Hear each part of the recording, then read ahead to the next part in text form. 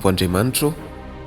Mamelà, efa nampanantenanao a, fa hanokana fotoana ho anao, hanana fifandraisana aminao, fa tsy vitako nefa izany, menatra tsy ny raharaha ary nanadino anao.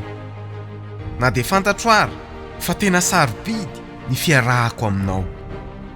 Navelako ny henatro, ny fanamelohan-tena no nampanalavitra taminao. Raha manapa-kevitra mba tsy ho resen'ny fahavalo lahatra hoe tsy mendrika ny resaka aminao aho, satria fantatro fa tianao mihoatra noho ny zavatra rehetra. Fantatro hoe iza moa ny maizy ahy, niandry ahy ianao ary namela ny heloko mialohany nangatahako famelankeloka.